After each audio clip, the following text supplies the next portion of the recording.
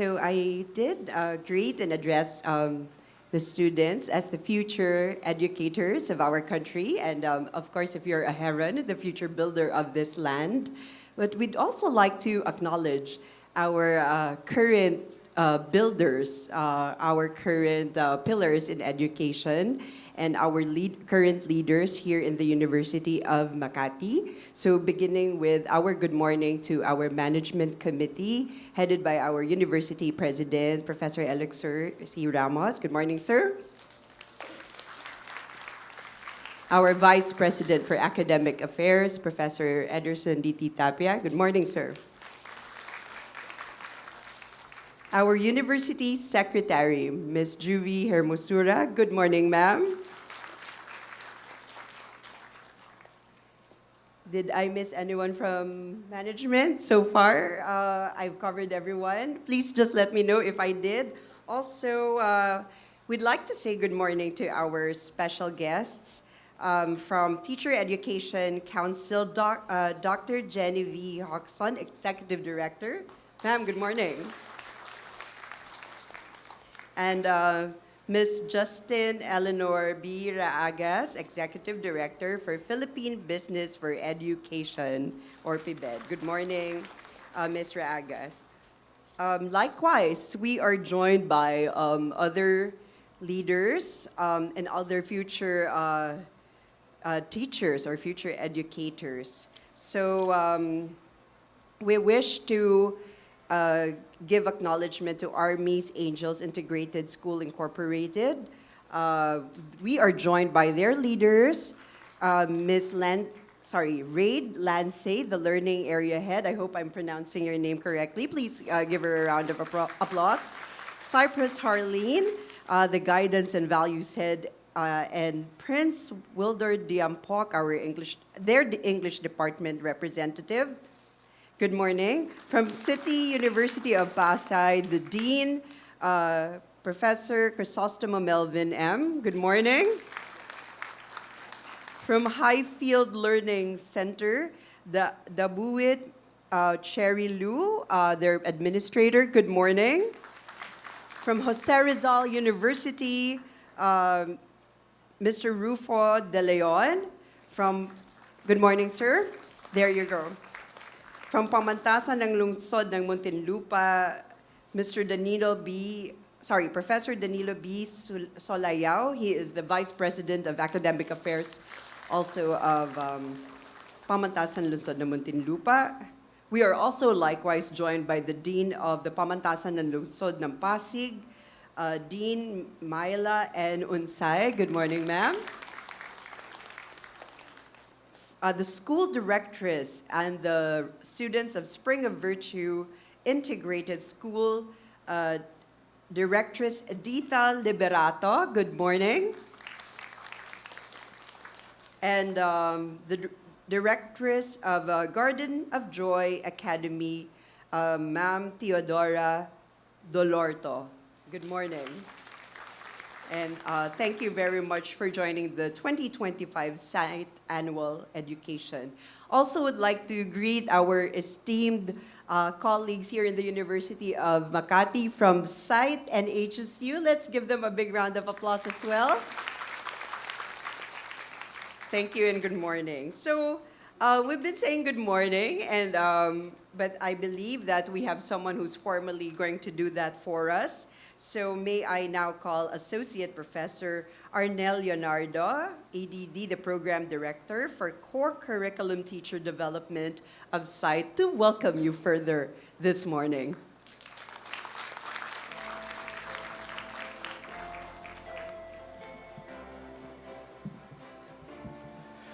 To our esteemed President, Dr. Elixir C. Ramos, our Vice President for Academic Affairs, Dr. Ederson D.T. Tapia, our University Secretary, Ms. Juvie Hermosura, our Dean of the College of Innovative Teacher Education, Dr. Jason Berganya, our distinguished resource speakers, honored guests from various educational institutions, our dedicated faculty and pre-service teachers, friends, ladies and gentlemen, good morning. It is my honor to welcome you to the College of Innovative Teacher Education's Education Summit 2025. Today, we gathered to engage to a meaningful dialogue about the future of education of our nation. This year's theme, Innovated, Breaking the Perennial Cycle of Philippine Education in Crisis, Reflection, Insight, and Solution, reflects our urgent need for collaborative efforts to improve our educational landscape. The significance of this summit is clear. We stand in a critical juncture in the Philippine educational system. Our collective efforts to address ongoing crises are crucial. The latest PISA result released in December 2023 revealed that Filipino students rank low in reading, mathematics, science compared to their peers globally, highlighting the persistent issues such as disparities in access to quality education and the need for curriculum improvement. Mahalaga ang summit na ito upang masusi nating masuri ang kasalukuyang kalagayan ng ating edukasyon batay sa natuklasan at rekomendasyon na ginawa mula sa pag-aaral ng EDCOM 2 at ng Teacher Education Council. Ang mga rekomendasyong ito ay naglalayong tugunan ang mga kakulangan sa ating sistema, mula sa pagpapaunlad ng mga kurikulum hanggang sa mas mahusay na paghahanda ng mga guro.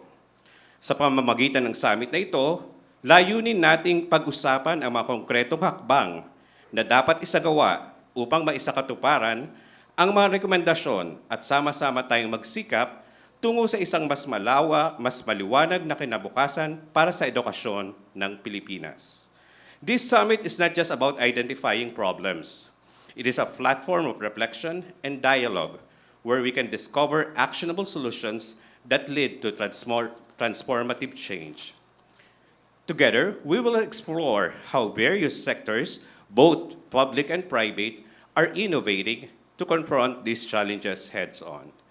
Today, we are privileged to have our esteemed resource speakers who are leaders in the field of education and advocates for meaningful reform. First, our beloved President, Dr. Alexur C. Ramos, the President of the University of Makati and a member of the EDCOM 2 Standing Committee for Higher Education and Teacher Education.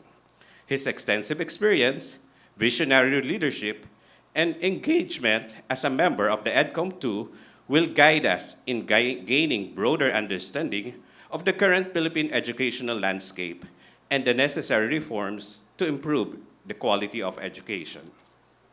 Second, we have Dr. Jenny V. Hoxon, the Executive Director of the Teacher Education Council, who will shed light on the pressing need for teacher education reforms.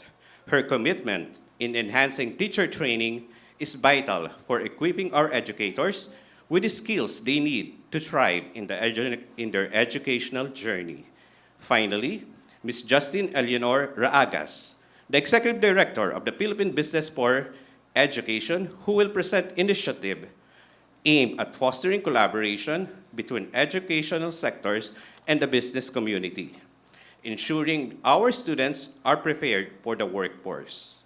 So, as we embark into today's discussion, I encourage you to actively participate in today's session, share your insights, ask questions, and engage in meaningful discussion. Your perspective are crucial as we collectively reflect on how we can extend our support and be part of the solution to the ongoing crisis of education. Together, we have the power to reshape the future of education of our country, ensuring that it meets the diverse needs of learners and prepares them for the challenges of the rapidly changing world. Thank you for being here today and for your dedication to quality education. Let's make this summit a productive and inspiring experience for everyone. Mabuhay ang mga guro para sa bayan. Magandang hapon, magandang umaga po sa inyong lahat.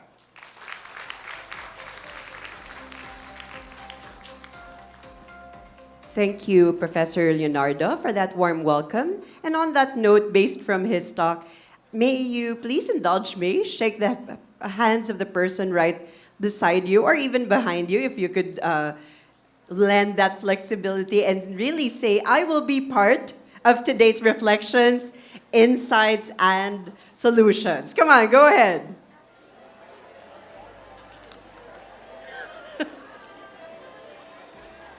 Thank you so much. Thank you so much for indulging me. And we look forward to your really being part of those reflections, insights, and solutions. On that note, I'd like to introduce somebody who's going to give everyone another message that I'm sure will be coming very deep from his heart. The person behind 2025 Side Education Summit. Please help me welcome Associate Professor Jason Bergania. Good morning, sir.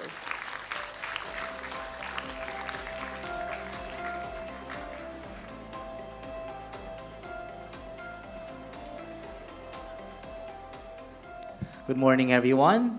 Thank you, Miss Camille. Thank you, Sir Leonardo, for the warm welcome. First of all, I would like to thank everyone for finding the time to be here today. Initially, we wanted to be selfish about this by keeping everything that we will learn only among our students. But because we felt blessed that in the university, our president is an active member of EDCOM 2, and I'm a close friend to the ED or Executive Director for Teacher Education, sabi ko, I would like to position University of Makati as a university that will also share all the blessings that we are enjoying by having these connections with us. That's why we extended the invitation to our close friends. So I thank you very much for all the teacher education institutions who responded positively to our invitation. Thank you so much for being here. And of course, I'd like to thank our guest speakers who will be sharing their expertise with us. Despite their very busy schedules, they found the time to be here. Talaga pong medyo mahirap ng mangumbida, no? Itong aking kaibigan Lalo, ang ating Executive Director ng Teacher Education, mahirap na siyang kumbidahin ngayon. Dahil araw-araw, laging puno ang schedule. Ang aming presidente naman ay ganun din. Lalo na rin yung isang pangatlo nating speaker later on, si Ms. Raagas of PIBED. But then again, I think this is really something that is destined to happen, not only for the benefit of our teacher education students, dahil gusto namin na sila ay handang-handa, no? Hindi lamang sa mga teoryang pinag-aaralan sa classroom, but also they become ready, no, to what they are going to see pagdating po doon sa mundong kanilang gagalawan pag sila na ay mga naging teachers. Gusto namin sila ay mayroong sapat na kaalaman. Kaya naman po, ginawa namin ang bagay na ito. Last year, kami po we delved on the different programs that are for teachers. But then again, we challenged ourselves to be deeper this time and really engaging on the real and existing issues, no, in the education sector. Finally, the country admitted that education is in crisis, and that's a good start. Last year, we heard the findings, no? Kung anong nangyayari. May problema sa books, may problema sa dami ng trabaho ng mga teachers, may problema pagdating sa mga distribution ng mga benefits, may problema sa curriculum. We all heard that last year. And this year, we thought of talking about and engaging with ano na kaya ang mga solusyon na inilalatag at ginagawa upang matugunan yung in-acknowledge po natin na krisis sa edukasyon. The cycle should stop, I think. That's why EDCOM 2 Year 2 report said we have to fix the foundation. UMak is very assertive in promoting Sustainable Development Goals of UNESCO. And this event today is particularly anchored on 2 SDGs. SDG number 4, which is quality education, and SDG number 17, which is partnerships for goals. Kaya naman pong napaka-importante na hindi lamang natin nalalaman kung ano yung mga dapat na i-improve pagdating sa krisis ng edukasyon, we also need to know where in this entire picture can we contribute to become part of the solution. So thank you, Ms. Camille, for invoking the body later on to actually utter those words that today all of us will partake and will share ourselves to become part of the solution. So with that, magandang umaga po sa inyong lahat, and thank you once again.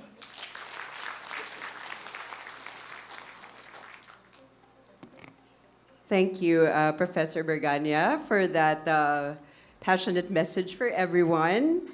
And yes, I believe that since they all indulged us, they will really be part of that solution. Our next speaker will also give a special message to everyone.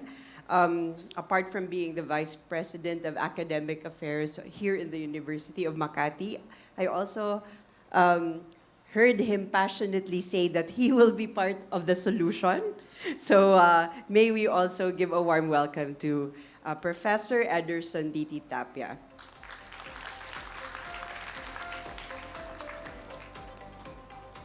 Thank you very much, Teacher Camille.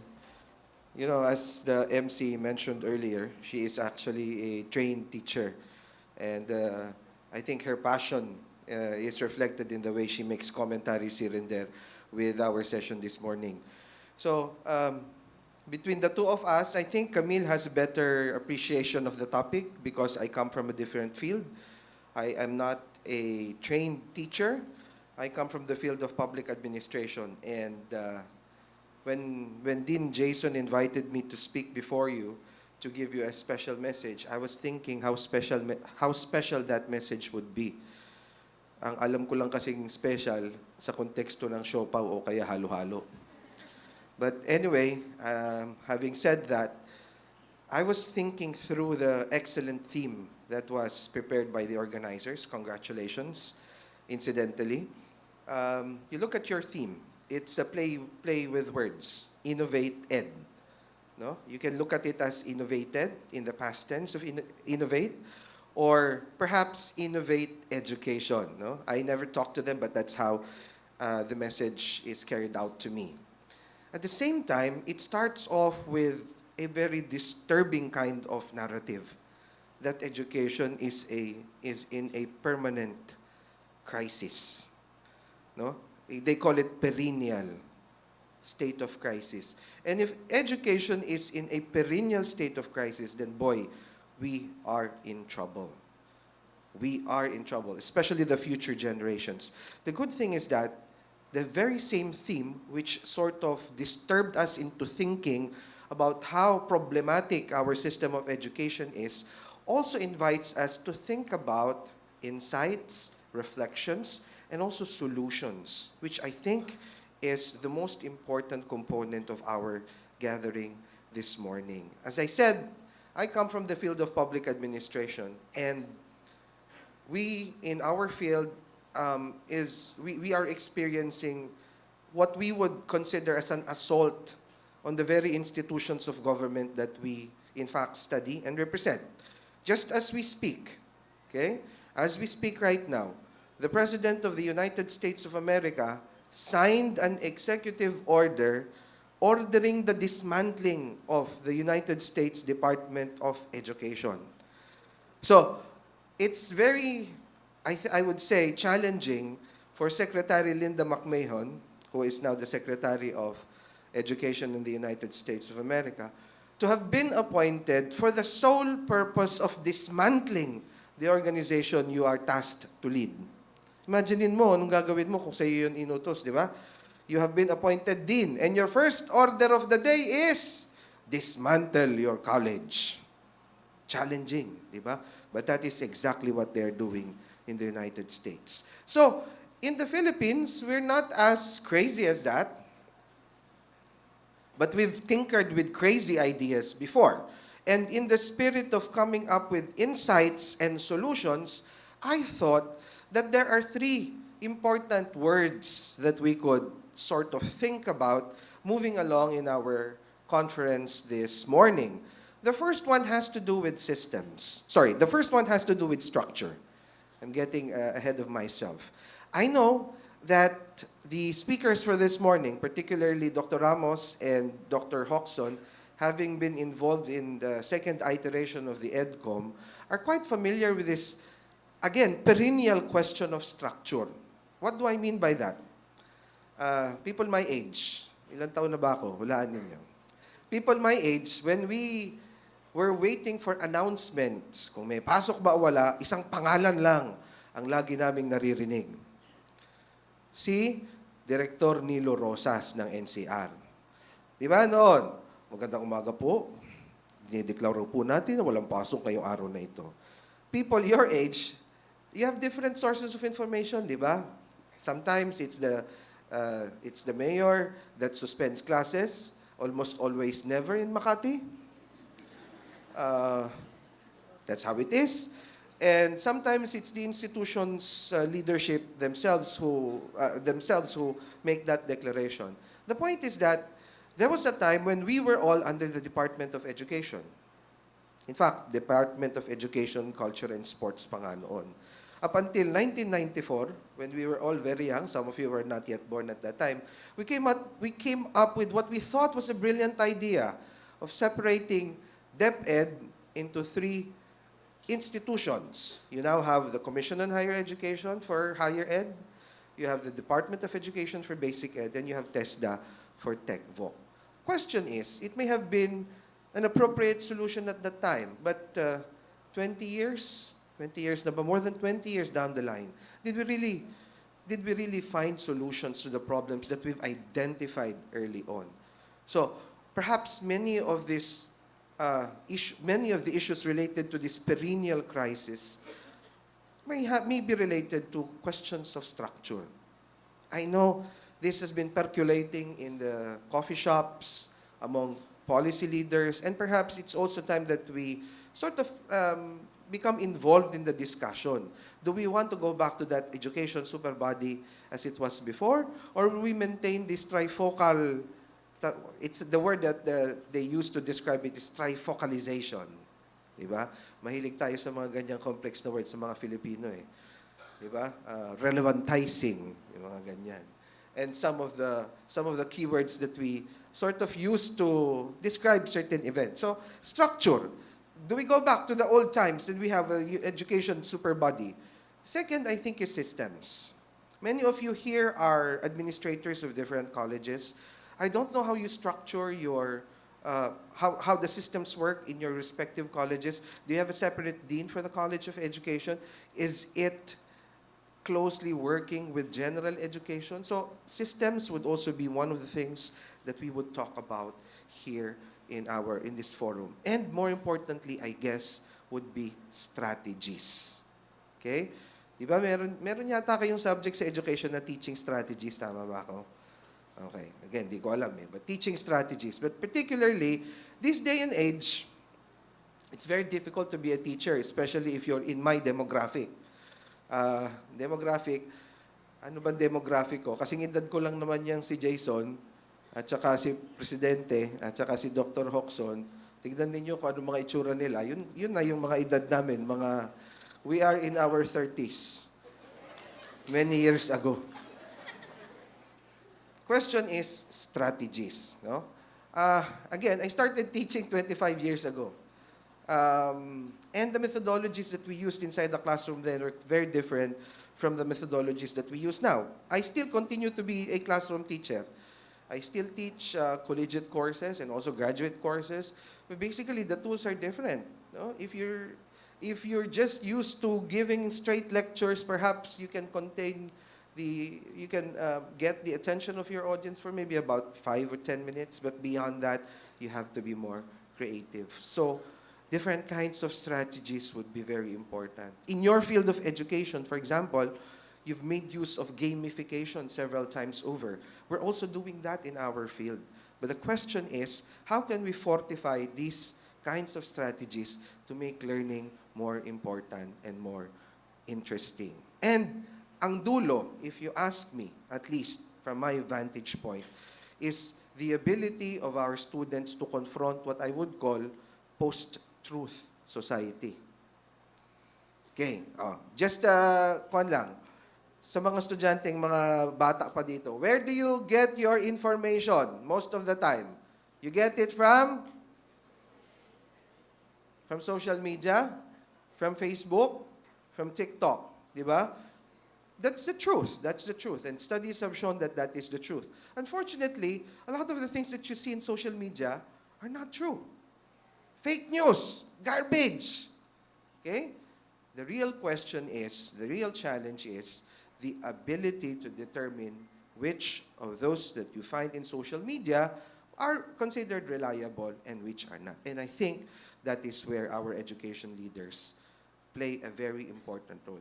As long as we inculcate critical thinking to our students, then we're probably solving 50% of the problem. So again, as always, I forget I am not a guest speaker for this forum. I'm just to give you a message that is special halo-halo or special siopaw, but welcome to the University of Makati, and I look forward to a very engaging morning discussion with all of you. Thank you.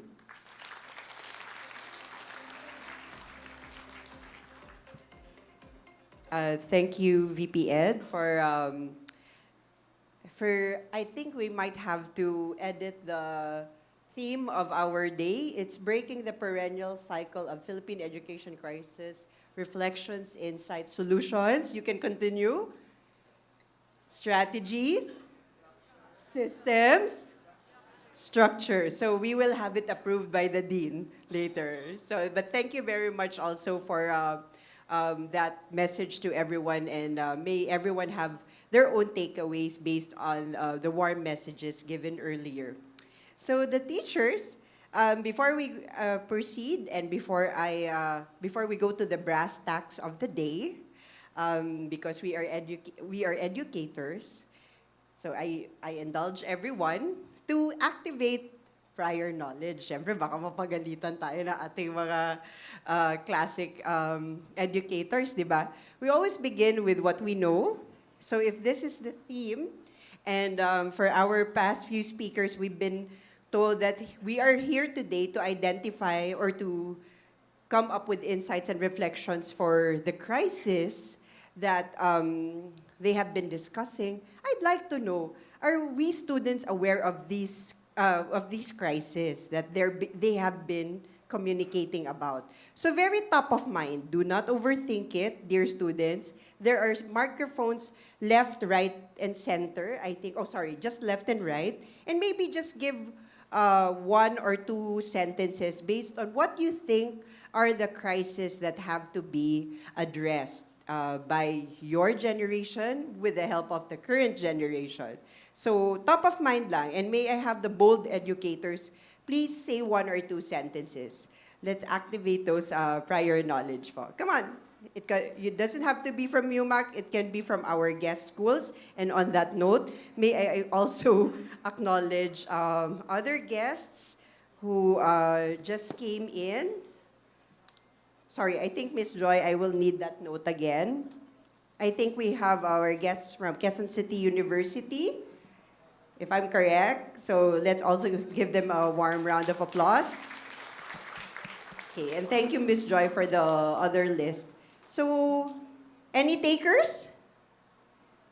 Future educators, come on! Ano po sa tingin natin sa tingin po ninyo, it can be a personal note, what you think should be primarily addressed in our country? Go ahead.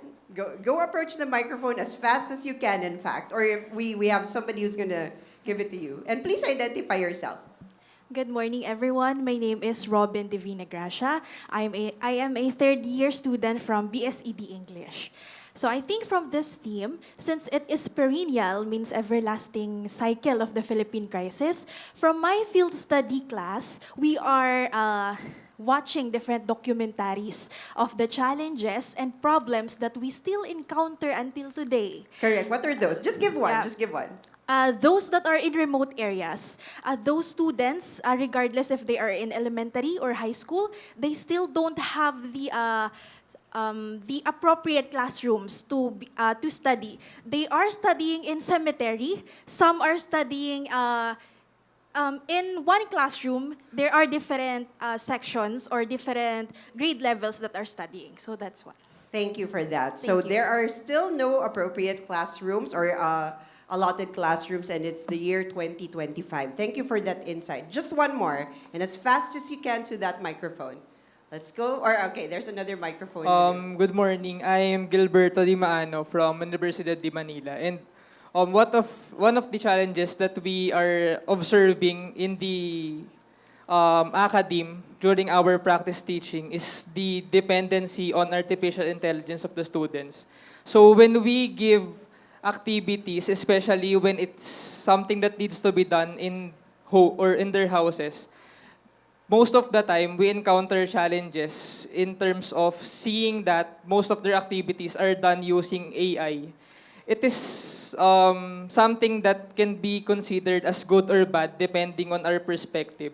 But if we're teaching or if we are looking at in the perspective of an educator, siguro we need to have something na Like we a can, guideline. yes, in terms of using artificial intelligence in the classroom. So, Thank you for that. Thank you for that. So we've listened to one perennial concern, and we have another upcoming, and I think it will be an upcoming concern. So let's have those in mind. And thank you for allowing everyone to hear your thoughts and activate that prior knowledge. And on that note,